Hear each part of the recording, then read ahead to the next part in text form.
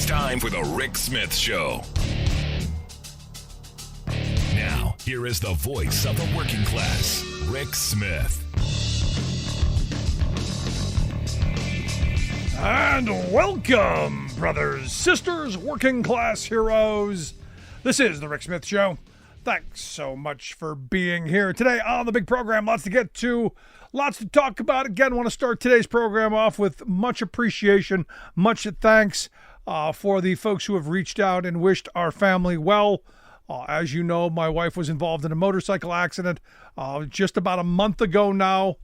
And some positive news, moving from the intensive care ward to something called an LTAC, a long-term acute care facility. So the question of survival, whether she will live or die, that's off the table. Now it's how much she's going to recover. We'll see in the coming weeks and months how much of her brain trauma will heal, how much will come back, and all good stuff, all very, very positive. We're grateful, and thank you for all the people who have sent thoughts and prayers and best wishes and good vibes and all of that stuff. So I want to thank everyone and give a little quick update as well. Now here's some weird stuff. The violence speak is rising. Trump hinting at violence against people who support Kamala Harris at a recent rally. It's one of these weird things. We're in a time where political leaders, seem to think that it's okay to say at a rally that it's dangerous, very dangerous, for Kamala Harris voters to identify themselves because they'll get hurt. He literally said this. The sick guy who says he wants to be a dictator for a day and has made these kind of overtures of retribution, of payback, of using the office to, settle some scores. And does that mean that his political rivals, I know he's tweeted out or posted on social media pictures of Nancy Pelosi or Hillary or Kamala Harris in orange jumpsuits. We've seen that. But this is a little bit further. The voters, you voters, we might be coming for you. We might be paying attention to you. And it's not just Trump. It's the right wingosphere, if you will. Elon Musk, for instance. Elon was doing some kind of interview with Schmucker Carlson. And here's what Elon had to say. Which is like nobody's even bothering to try to kill Kamala because it's pointless. What do you achieve? Nothing. No, it's totally just find right. another puppet. Exactly. It's no point in killing. It's deep and true, though. Nobody's trying to kill Joe Biden. It would be pointless. Totally. And the thing is, I look at Tucker's face, and I got to tell you, he doesn't look comfortable. Doesn't look comfortable with that at all. But he knows the world he's in. He knows this sells. Nobody's trying to bother to kill Kamala. Nobody's bothered to try and kill Joe Biden. They're just trying to kill Donald Trump. But you know who's trying to kill Donald Trump? Am I the only one who's noticed that these are people who supported Donald Trump? These aren't wild lefties. And look, thank goodness no one's tried to kill Kamala Harris or Joe Biden. And I don't want anyone to try and kill Donald Trump. We beat them at the ballot box. That's the America that I grew up in. But to have political leaders, this used to be a line nobody crossed. Because leaders of the past, real leaders, true people who have the best interest of the country at heart, understand once you start down this path, it gets ugly really quickly. And this idea that we're going to threaten people who support the other side. Look, I may think you're ridiculous. I may think you're brain dead. I may think the Chinese red in the MAGA hats is doing something to your brain. I don't wish harm. I'm certainly not going to come for you. But, there used to be a moment in our history where this wasn't who we were. Now, is Elon threatening? No, I don't think he's making a direct threat. But I think casually joking about it, about killing a president, is a line that we've never crossed, that we at least never used to cross. So I guess, is this the sign of the times? Because again, I go back to once we continue to normalize this kind of rhetoric, and I know it's free speech, Rick, free speech. But once we normalize this kind of rhetoric, it only has to get worse. It can only go one way, and that is worse. That is more coarse, more harsh, more violent. And I don't see how that's good. I don't see how that's good for you, me, our democracy, humanity. Because again, what we're not hearing from the Trump campaign at all is what policy he's going to pursue to make your life better. What are they going to do to make your life better? Now, if you think, locking Hillary up or going after Kamala Harris or coming after me, if you think that's somehow going to make your life better, then, well, by all means, you go and you vote for Donald Trump and the Republicans. But if you need, better jobs, if you need infrastructural improvements, if you need better opportunities for education, you need safer workplaces, the plethora of things that are much more important than who we hate. If that's where you're at, I don't see this election as very difficult to figure out. Seems to me kind of a no-brainer. But this is where we are. Want to hear your thoughts. Is this too much, or is it, hey, Rick, we live in a country with free speech? Rick at thericksmithshow.com. Right back.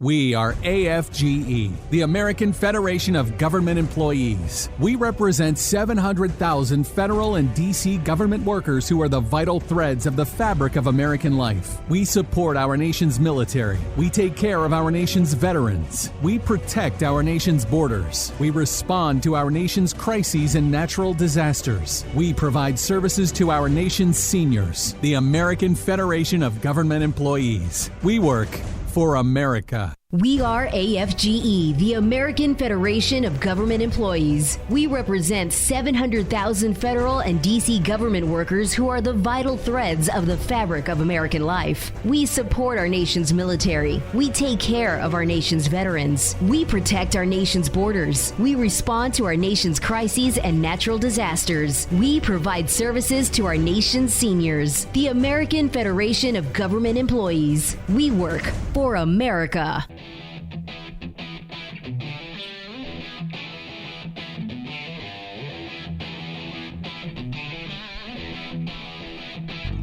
Welcome back to the Rick Smith Show. Now, here is Rick Smith. So I don't know if you've been noticing, but the level of bull, seems to be increasing. If you've been watching the Trump rallies, if you've been watching J.D. Vance, you've been watching the Republican leadership as a whole, a lot of you need deep boots and a high, and high waders, because it's getting thick. And you go, well, politicians have always lied. Yeah, but this seems a little different. And I know this is the party of alternative facts and alternative reality. I get that. But this time feels even more. And if you watch the debate with J.D. Vance, you kind of go, it's worse. And I look at the piece by David Korn over at Mother Jones. His headline: the Trump is running a disinformation campaign, not a political campaign. He says he's not just lying, he's creating an alternative reality. And my friend Will Bunch has got a new piece out titled "The Only Freedom That Matters to Today's Republicans is the Right to Lie." And that seems right on board. So I've asked our good friend Will Bunch to come talk to us. Will's a national columnist over at the Philadelphia Inquirer. Will, thanks for taking time for us. Hey, Rick. Hey, thanks for having me. I really appreciate it. So, look, we've always said Trump's been full of it. He's always lied. We've always got this kind of misinformation, alternative reality, alternative facts. This is old news, but I just get the feeling like this is it. It's all they got. Yeah, I mean, something has changed. I think, Trump has always been a liar, and you're right, and we've had some kind of political line as long as we've had politicians, LBJ and the credibility gap, or however far back you want to go, right? But yeah, something is really different about this because, 8 years ago, Trump would say things like, I'm the least racist person you've ever met, or he'd say, or 4 years ago, we've had the best economy under my presidency, and and things that are pretty easily disprovable, but they were just kind of random line statements, and what we've really seen the last couple of months is kind of alarming. Is like David Corn said, this not even lying. I mean, it's the difference between a lie that's based on something that's sort of factual, which is how most lying goes down, or something that's just a complete fiction, just made up out of whole cloth from the start. Yeah, and as my grandfather used to say, he said, some people would lie when the truth would be better. That's this. Yeah, I mean, the two big fictions, the two big alternate realities, or I guess it's two. Maybe there's more right now, but it started with this whole thing over the immigrants in Springfield, Ohio, the Haitian immigrants, and whether it was eating pets, stealing geese, causing murders, causing spreading communicable diseases, all of it just totally made up. They're made for crime. Crime is in their DNA, that kind of stuff. Yeah. And, and J.D. Vance with this semi-admission that we have to, quote, create stories, unquote, to get the media to cover the things we want to talk about. It's like, no, it's like you don't want, it's like you don't want the media talking about, we've got these two hurricanes. They don't want the media talking about climate change and fossil fuels and its responsibility. We've got, the economy, the unemployment rate being low. Well, they don't want you talking about those things. So they're just going to create something that's, like any novelist, right? You're trying to create a story that's going to titillate people's imaginations and really speak to the things that really drive them, right? And so we're going to make up stories about immigrants or, whatever's going wrong in your life. It's immigrants are taking your job. They're the reason your rent is so high. They're, and if that's not good enough, then they're stealing your pets, and, speaking of these hurricanes, climate change is a horrible issue for Republicans, right? They've got Project 2025. They want to gut the EPA. They want to break up, NOAA, the main agency that does weather predicting. They want to cut all sorts of programs and gut FEMA as well, the Federal Emergency Management Agency. They don't want you talking about that. Right. So instead, they've made up this, again, complete fiction that a pool of money that was supposed to go to, presumably, I guess, American or white American or whatever hurricane victims, was instead given to these immigrants, that it was stolen from you. And first of all, the government has enough money to deal with hurricanes, number one. And two, yeah, there's a program to help migrants. It's funded totally separately, funded by Congress. Or they'll just say the government's doing nothing about Hurricane Helene. Well, even worse than that, though, Will, I was watching social media, in the days after the hurricane, and there are people who are sitting on the side of the road going, we're running from FEMA because, they're going to confiscate our stuff and put us into camps, and they're creating this. Or they were blocking relief flights that they were doing. Right. And things that just make absolutely no sense unless you had some like horrible fascist government that was trying to kill its own citizens, which thankfully we don't have now, or at least we don't have yet. Right? No, but the reason I bring this up is, here's this person, talking about, FEMA's coming for them from the security of the side of the road. And never once did this person look over their shoulder to see if someone was coming. So for me, I'm going, if you're really on the run, are you out in broad daylight? Are you sitting on the side of the road, in your vehicle, with the air conditioning on, recording a long screed on your video, on your phone that can be traced? If you're really in that world, or is it just total and complete BS? And look, I Yeah, get Rick, they want to crush reality. They want to, they because they want you to be in this state where you're going to believe whatever Trump, tells them. No, this is where I wanted to go with this because, look, I'm a free speech guy. I think you should have the right to say what's on your mind. I think you should have the right to argue your point of view, especially between you and your government, because that's what free speech is. You don't have free speech rights to me. You don't get to come into my home and spew your nonsense. You'll get thrown right out and rolling and tumbling on the grass. Right. But to your government, you absolutely have the right to free speech, but you don't really have maybe you've got the right to lie, but shouldn't we hold people or our debates to a little bit higher, less ridiculous standard than just making stuff up for personal gain? It just seems like we're in this weird spot where everyone wants their minute of fame, and they're going to use free speech as the most ridiculous of ways.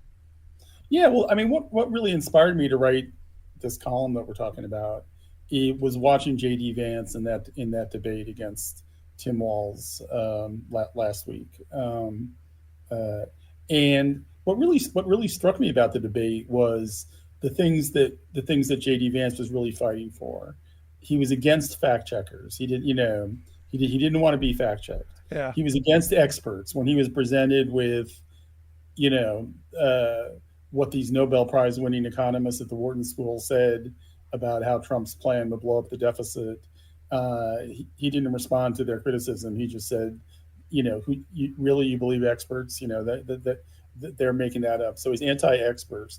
When he was finally at the end confronted about his biggest lie, this belief that Joe Biden didn't really win the election in 2020, he immediately changed the topic, saying, why was Kamala Harris trying to censor information about COVID on the internet? And what is he really I mean, all Vance did during the debate was he made these arguments that fact checking and journalism and all these other and science are all basically forms of censorship. That was one article. And the other half of the debate he spent lying, whether it was about immigrants in Springfield being here illegally, which they're not, or whether at one point he was going on about how we need more, we need to burn more fuel because that'll help us reduce climate change. Basically, was what just total nonsense. And but he's defending the right to say this, and it's like, there's such a thing as having a right, and there's such a thing as responsibility. Yeah, there's a moral responsibility to try and seek the truth, whether you're a politician or anything else. And I mean, for me, when they talk about the information on the internet about COVID, they're talking about telling people not to get the vaccine, which led to much higher death rates in Republican counties, or telling people you have the freedom not to wear masks, even when every public health official finally agreed that we should be wearing masks. They're fighting for those freedoms, and they're fighting for the freedom to tell the big lie about Trump winning the 2020 election. And that's what motivates them. I mean, it's a twofer really, because they get to make up these stories, but they also create this boogeyman that these pointy-headed, overeducated elites are out there censoring you. The scientists are out to get you. All the journalists are out to get you, and this fact-checking, stuff is just part of their scheme to censor the truth that we are out there talking about, even when the truth is like utter BS. Yeah. The truth is their truth is don't get vaccinated, and climate change is a hoax. And these are the right to say this total nonsense is what they're fighting for. And they have the right. The Supreme Court in a 2012 case, actually, it's interesting. It was over the whole stolen valor issue, and whether political candidates can lie about their military record, and whether the government can make that a crime. And the Supreme Court said no. They basically confirmed, I mean, you have a right to lie. And I think, I don't think the government should be arresting you if you want to post on Facebook about your belief that Bigfoot is real, or that you think your neighbor was abducted by a UFO or something. Yeah, but I think the rest of us should look at you. That's fine. I think the rest of us should be looking at you with a jaundiced eye going, seek help. Yeah. But, I think we've always interpreted this in terms of individuals, right? If some guy wants to go down to the city park and stand on a soapbox, I'm all in favor of it. And talk about Bigfoot, we shouldn't be, we can let that guy speak or whatever, speak his mind. What the founders didn't have in mind when they wrote the First Amendment was that there would be an entire political party basically representing 45% of the American public that would feel that it has a right to create total fiction and to try and run the country based on these made up stories, which is what they want to do. And if heaven forbid Trump and the Republicans win the election in November, they are going to run the country based on these fictions. They are going to implement a mass deportation plan that would just cause utter chaos and be totally inhumane. In addition to wrecking the economy, they will dismantle our entire program for fighting climate change, all to confirm their fictions that got them elected in the first place. Now, what was the word that I've seen kicked around? Remigration.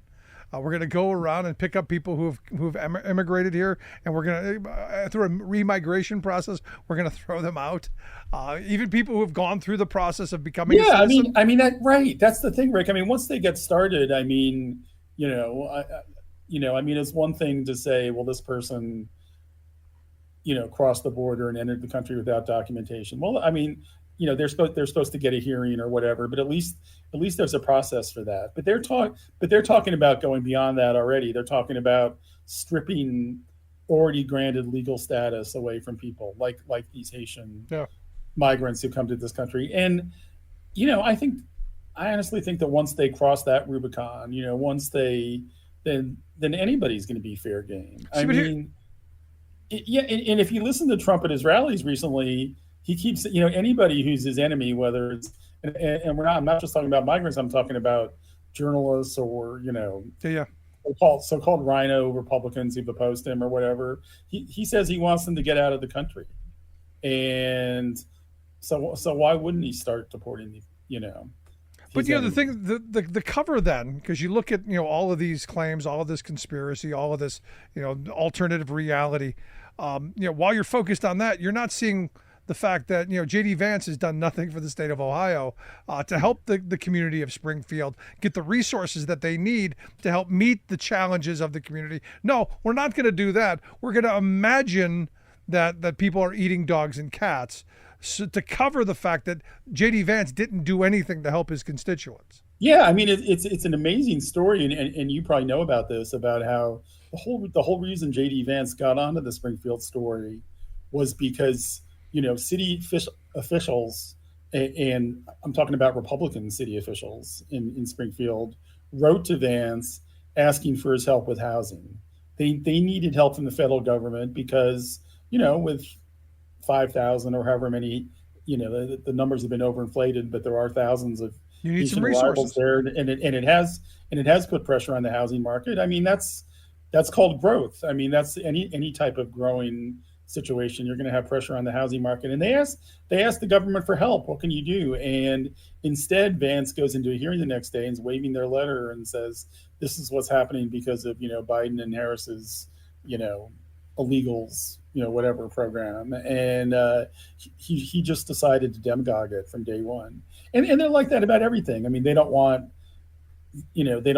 new factories that would build electric vehicles in their states. They don't want clean energy, even though study after study has shown that making solar panels or wind turbines and whatnot are excellent sources of new jobs. They're not interested in that. I mean. I wrote that whole book. I've been on your show a couple times to talk about the book that I published in 2022 about the college, non-college divide. People in these rural Republican districts are really suffering from a lack of access to higher education, and they want, most families want that access, and their Republican elected officials don't care. They're not trying to make college more accessible or, heaven forbid, more affordable. They're trying to come up with ways to punish college and basically wreck higher education as we know it. And not just higher education. None of this is helping people. No, you're right. And that's where I want to end this, because none of this stuff is about making people's lives better. I want politicians who are going to use our government in a way to help us do the things collectively we can't do individually. I've been saying this for years. This is how we pave roads. This is how we educate a populace. It's how we get health care. It's how we protect the country. It's how we do a lot of things. And when you have one party hell-bent on destroying and tearing apart, there's a serious problem in the country. And look, as you pointed out, a large number of our citizens have bought into the hatred, the division, the things that tear us apart, instead of having a common vision of what the future could be or what we should be doing. Yeah, well, I mean, once you've bought into these alternative realities, it's very hard to break out of it. I mean, which is, that's why you have people who become cult deprogrammers, right? Because people need to be deprogrammed. It is very much like a cult when you adopt. Yeah. Any way out of this? Is there a way out of this? I wrote about education because I believe in education, and unfortunately, that's a very long-term solution. I mean, we've let our education system, not just higher ed, but K-12, the whole system. We've let our system slide, and I think giving people more access and more opportunity, to learn and to grow and finding ways to expose people to people outside their communities or other types of people, which is something that education can provide also. Yeah. I think giving people those opportunities, but that's not going to solve the problem in 2025. That could solve the problem in 2040, but what are we going to do between now and then, right? Well, and ultimately you drag a horse to water, you can't make it drink. You can give people all of the information. If the red dye has has absorbed in their head from the hats, I don't know where we go from here. But Will, as always, I appreciate the thought. Great work over there at the Philly Inquirer. You can check out his work. We'll get links out on social media. But Will, I appreciate the time, man.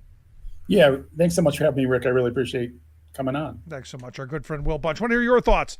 The disinformation machine, misinformation machine, is it touching your world? And do you see Trump actually running a campaign, or is David Corn right? Is this really just a misinformation campaign? Want to hear your thoughts? Email me, rick@thericksmithshow.com. Going to take a quick break. When we come back, Jordan Barab is going to be here to share some thoughts on the deaths in Tennessee at a plastics factory, and maybe what we need to be doing in the future to protect workers. Back after this.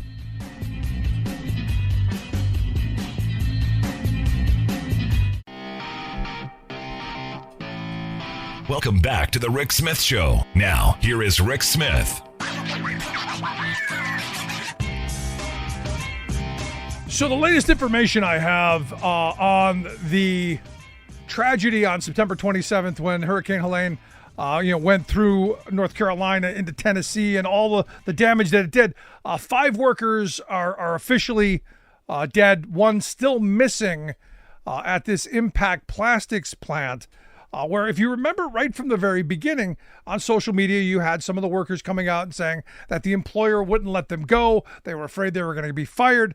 They were held, too long, and then it was too late. Now, in the days since, the employer has come out and said, no, blame them. It's their fault. They didn't leave. An interesting scenario. So for me, the question is going forward, what rules, what regulation, what laws should we be pursuing? Because interestingly enough, this Impact Plastics company has not reported those dead workers to the Tennessee OSHA and reported them dead. Now, I assume it's because if they report them killed on the job, they're going to have to take responsibility for it. That's what I think. But here to share some thoughts and get me some answers, I've asked my good friend Jordan Barab to come talk with us. Jordan was a former acting assistant secretary and deputy assistant secretary of labor for OSHA during the Obama years. My go-to safety guru. Jordan, thanks for taking time for us. Glad to be here as usual, Rick.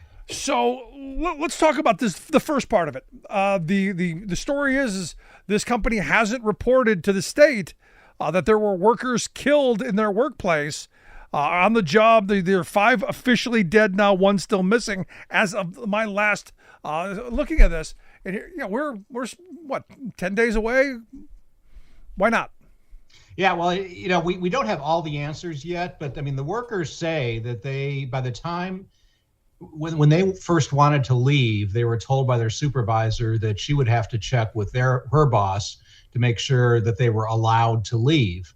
Management says, they told them to leave right away. And for some reason, they dawdled in the parking lot until it was too late. The workers are saying, by the time we got out there, by the time they said we can go home, it was already too late. That the parking lot was flooded, and they took refuge in a pickup truck, which was eventually washed away. And it's a real mess, and obviously is something that is avoidable. Now, clearly, this is going to be a he said, she said scenario, of which I'm going to side with the workers, because I've heard these stories time and time again. I think people are going to go, I want to get home to my family when things are flooding. Probably want to make sure my own stuff is secure. I doubt that they're just hanging around having a smoke after work. Yeah, no, they had been told earlier to move their cars out of the parking lot, but they still weren't told to go home. And a lot of them were questioning, why they were even at work that day. I mean, they knew they didn't know quite how bad it was going to be, but they knew there were heavy rains coming. There were flash flood warnings, and why were they made to come to work? And then, of course, the second question is, why weren't they allowed to leave until it was too late? Or the other part, and this is where I guess this is just my privilege speaking. Why would they even go in? Look, when things are going to be bad, I make sure I take care of the home front first. I want to make sure my wife, my kids, my family's cared for, myself, job secondary. So the fact that they even went in on a day that reports where things were going to get bad, to me, that's the first problem. Yeah, well, I mean, no, you're right, Rick. But you have the advantage of belonging to a strong union. You have protections, but most workers in this country don't. So they're faced with something that's called job blackmail. Your job or your life. Fine. You want to protect your family, you want to protect yourself. Go ahead, but you're not going to have a job tomorrow when you come back. And you talk about caring for their family. I mean, these guys, they're working there not because probably they love the job, but mainly because they need to put food on the table and care for their family. So being faced with, losing your job or coming to work, and without any kind of union protections, they're unfortunately going to come to work and try to save their jobs and hope for the best. Now, look, as someone who promotes unions and thinks that everyone should have a labor contract, this at-will employment scenario, I think is something that has to be addressed. And I say, look, virtually every state in the country is an at-will state. There are some that have protection, but most don't. But if you have a labor union, you have a labor contract, that is, you can only be fired for just cause after a due process procedure. So for me, the question then becomes, shouldn't we be looking at getting rid of this at-will status? And for everybody saying, the only reason you can be fired is for an actual reason, not because I felt like it. Yeah, no, that makes total sense, and especially when you have an issue, where it's again your life is at risk. I mean, even unfortunately under the Occupational Safety and Health Act, the right to refuse hazardous work is a little shaky. It's not actually written into the act. It's kind of been interpreted that workers, can refuse imminently dangerous work. But yeah, if you don't, it gets all mixed up in the definition of imminently dangerous and all kinds of stuff. So it's not real clear that workers even have the right to refuse dangerous work. So it's the law is very mixed, and that's one angle we gotta look at. No, because you're right. It is job blackmail. And look, if you go home, you're not going to come back, and you're not going to be able to feed your family. And oh, by the way, we'll probably we'll harm your ability to get work in the future. And sadly, this is where I'm not going to say this is the owner saying this stuff, but the frontline managers who have production goals and they've got things pressing down on them. Yeah. I would argue that in many cases, a worker doing the right thing is in the best interest of the company as a whole, even if it's not making the frontline supervisors happy. And I've seen that play out in multiple arenas where a worker did the right thing. The frontline guy wasn't happy, but it was the right thing, not just for the worker, but for the company as well, and saving them, catastrophe down the road. And I think by having the ability to stay home or leave early, you would have saved this company a lot of public scrutiny right now. Yeah, and they're and save them a lot of their workers as well. I Right. mean, they got to come back from this. So I guess the question that I have for you as the expert in this is because I don't know if you've noticed, but these storms seem to be getting bigger. In fact, another one, Milty right around the corner. Mm-hmm. What should we be doing? Because I went back and I looked at some of this stuff. This happens almost in all of these scenarios where something like this pops up. How do we prevent this going forward? How do we ensure that future-wise to use maybe what we have, regulations we can put into place? I'm curious if you have any thoughts. Well, that is a very good question, Rick. I mean, to a certain extent, we've always had hurricanes, we've always had tornadoes, but clearly, we have a lot more severe weather events recently due to climate change, and a lot more severe weather events. So, and we see that, obviously we see this almost every week now with hurricanes and tornadoes and floods and fires. It's kind of like regular news now. It's almost fallen off the headlines because it's so quote unquote normal. But the regulatory environment has not caught up to that. OSHA doesn't really have any regulations that deal with evacuations and things like that. There are some regulations that deal with fire exits and how you get out of a building and that type of thing. But there really isn't much there. And this is not the first time OSHA's had to deal with this. A couple of years ago, you may remember there was a string of giant tornadoes that ripped through the Midwest and hit an Amazon warehouse in Indiana and another factory in Kentucky. Right, the buildings collapsed. And federal OSHA didn't really do anything I'm sorry, was it? No, it was in Illinois. I'm sorry, it was in Illinois because it was federal OSHA jurisdiction. They didn't really figure they had any standards to really apply, and they didn't think they had enough evidence to deal with the general duty clause. Because, I think between the two places, 15 people were killed. And there was a lot of evidence at the Amazon, factory, the Amazon warehouse, that workers had, they didn't know there was an emergency response plan. They didn't know where to shelter in place. They didn't know what to do. In Kentucky, it was kind of the same thing, except the Kentucky OSHA actually did cite the employer there for about $40,000 because of a lack of any kind of emergency response plan. But again, those emergency response plans are mainly focused on fire exits and how to get out of the building. So I think it's clear that OSHA has to deal. They're already starting to deal with climate change. I mean, as evidenced by their for OSHA fairly rapid work on a heat standard. And some states, especially in the West, now have standards that deal with wildfire smoke and workers that work outside. But OSHA's kind of behind. I mean, both in the federal and the state level in terms of dealing with what we're seeing with climate change. And I think they're going to have to, deal with things like evacuations and how workers, how employers need to respond, to severe weather events, especially when they get notice from federal or state authorities that, the workers need to evacuate. Now, I go back to it. I know I'm going to get a lot of email from people going, well, the workers should have just left. They should have taken it. They should have taken the initiative and taken it upon themselves, and they should have protected themselves, because this is what the right-wing frame, this is what the employer's frame is. Ultimately, you made decisions. You had the freedom, the liberty. You could have protected yourself. How do we ensure that people who, when they want to protect themselves, aren't negatively affected by it, aren't like you said, aren't fired, are actually, have some kind of rights in those scenarios? This is your classic kind of blame the worker philosophy. It's always the worker's fault. It's not lazy, new. Or careless, or whatever. So that that is to be expected in anything, not just this, but every time there's a trench collapse, you ask, why did that worker go down the trench? Well, maybe he knew it was dangerous and he feared for his job. Maybe he didn't know it was dangerous, and the employer said, "Oh, don't worry, it's safe. We do this all the time." You don't really know. Which is why you've got very strict, standard OSHA standards and regulations that say what you can and what you cannot do. And that gives the workers, the right basically to say, look, you're in violation of the law. And in some circumstances, actually to refuse to do it with the protection of OSHA. Because if you get disciplined or fired for refusing to work in certain situations, that is considered basically discrimination against the workers. And that's forbidden by the Occupational Safety and Health Act.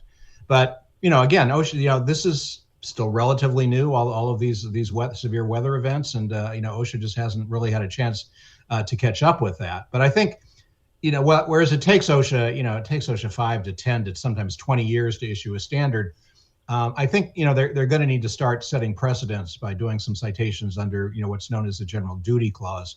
General Duty Clause is what OSHA can use. General Duty Clause is paragraph 5A1 of the Occupational Safety and Health Act, and basically just says the employer is required to provide a safe workplace. And OSHA can cite employers using the General Duty Clause even where there's no specific standard.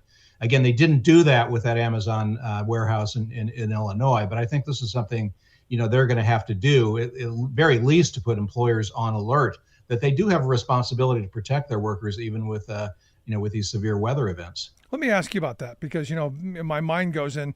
The worker. You pointed out about the trenches and some of the dangerous working conditions that employers should know their business better than their employees. So you never want to put your employees in danger or in a dangerous situation. How much of that responsibility, if you're looking at at the blame game, how much of it do you put on the employer for putting them in this situation, and how much of it do you think the employees? I'm personally, just so we're open and on the same page, I'm not putting much responsibility on the worker, because the employer has all the cards. They're the king of their kingdom. You go to work, you're at their will. They tell you where to be, where to go, what to do, when to do it, how to do it. That's part of the employer-employee relationship. So being part of that, I think that there's much, much more responsibility on the employer than the employee. But you, as the expert, I want to get your thought. Well, I think you've laid it out exactly right. I mean, the kind of, unfortunately, unequal power relationships in the workplace, and the workers always, especially if they're not in a union, but the workers always going to be on the losing side of that. But that's why the Occupational Safety and Health Act says very clearly that it is the employer's responsibility, not the employees. It's the employer's responsibility to provide a safe workplace. Because they recognize the employer has total control over the workplace, the employer has total control over working conditions, and the employer has the ability to make a workplace safe. And that can either be done through OSHA standards, preferably, or through the General Duty Clause. But it's not just a matter of, those of us who recognize, the unfortunate power relationships in the workplace and how that's even worse when you don't have a union. It's the law of the land. The employer has a responsibility to provide a safe workplace, period, end. Yeah. So last line of question I've got for you, because we know that these storms are going to get worse, they're going to be more plentiful. More of this stuff is coming.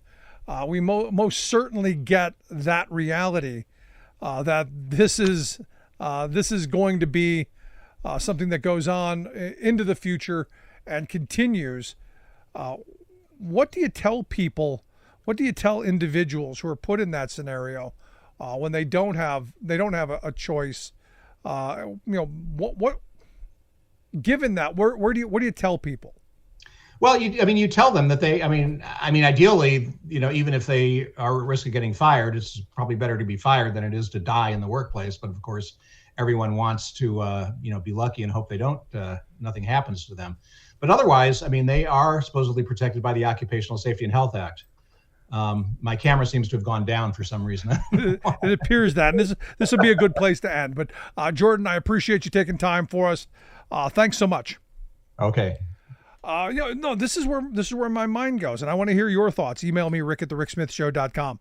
This is why the pendulum, I think, is well to the side of employers being responsible, being the ones that we go get when bad things happen. Because they hold the cards, they have the power, and it would have been so much easier just to go. You know what? We're gonna send you home. We're gonna leave you at home. It just seems like it's so simple. I want to hear your thoughts. Email me, rick@thericksmithshow.com. Quick break. Right back.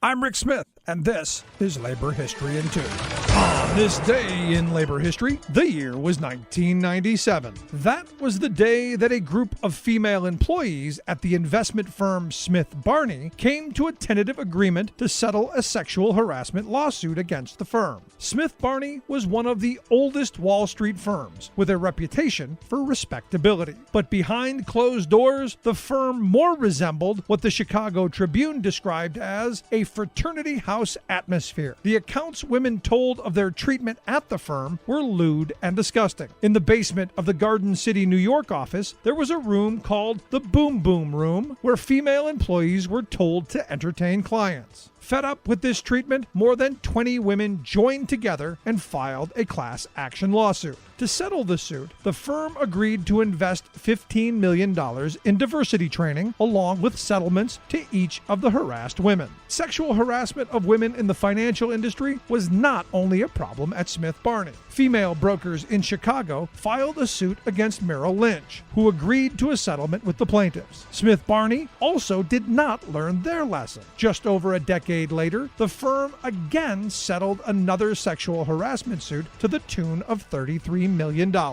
This time, according to Forbes magazine, the suit was filed by 4 female brokers who accused Smith Barney of preventing them from competing fairly for new accounts, promotions and pay, and depriving women of equal training and sales support. Over the course of 15 years, Merrill Lynch paid out almost $500 million in discrimination suits to women and minority brokers. Labor History in 2 brought to you by the Illinois Labor History Society and The Rick Smith Show. For more information, go to laborhistoryin2.com, like us on Facebook, and follow us on the Twitters at Labor History in 2. You're listening to The Rick Smith Show, where working people come to talk.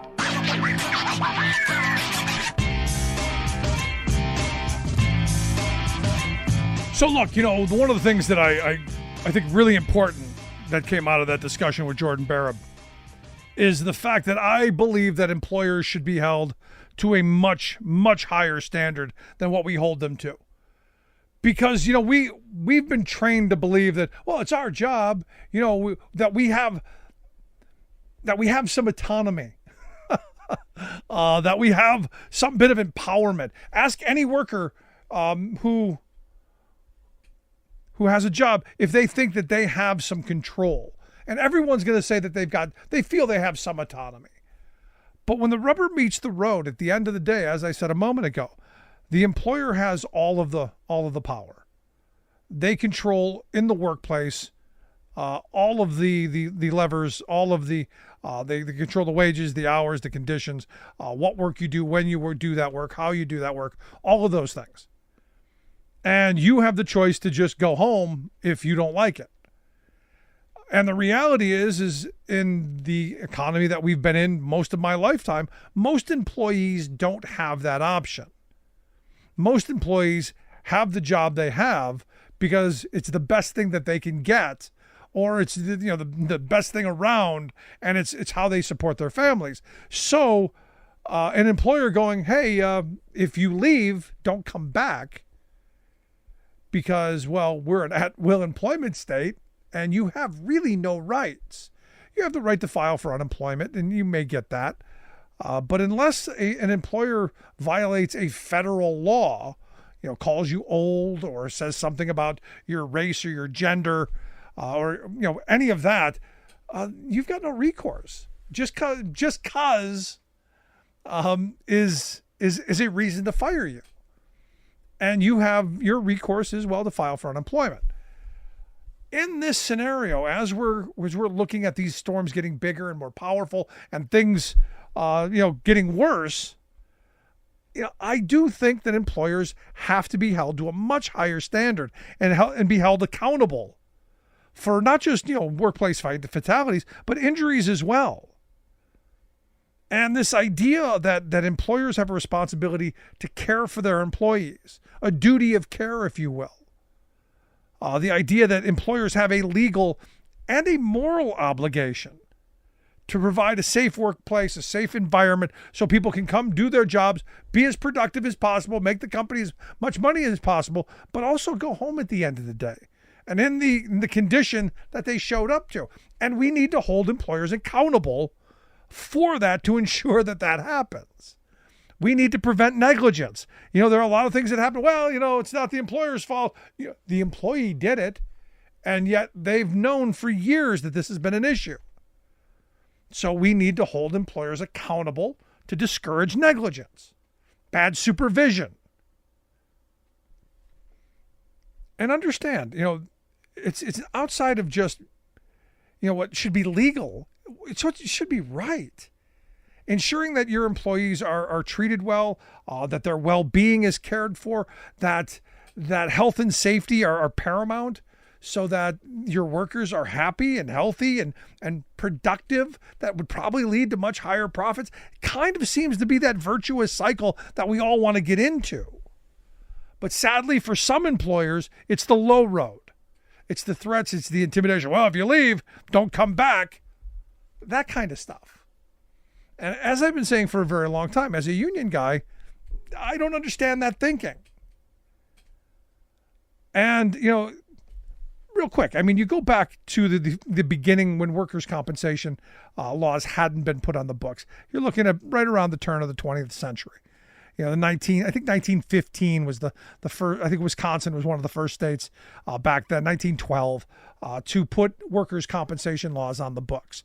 Because what employers did is basically what this plastics company has done, and it's blamed the victim. It was their fault. They were sitting on that flatbed. Blame the victim seems to work. Because even we as working people go, I would have done something differently. Would you have? I like to believe that I would, because I've been empowered my entire working life to say if something's wrong, I speak up to fix it. And that's why I thank my Teamsters union for giving me that backing in the workplace. Everyone should have that. Without question, everyone should have that power to protect yourself, to protect your family, to protect your coworkers, to protect your company, to protect your community. It makes sense. Give you an example. Numerous times throughout my driving years, I have come across a vehicle that's had something wrong. Brakes out of alignment, the pads are worn too thin, the tread on the tires is too thin, the steering's out of alignment, whatever. Something's loose, something needs to be tightened, whatever. I am empowered to say, fix it. We're not moving it out onto that highway until that is fixed, until it's safe. Because not only am I protecting myself, I'm protecting the jobs of my coworkers, I'm protecting the company from potential lawsuits, and the community from a catastrophe that might possibly happen because of equipment that is faulty. And one company that I worked with used to have this 110-100 rule, that if you did something right the first time, it only cost $1. If you didn't do it right the first time and it got skipped over or had to do it again, it would cost $10.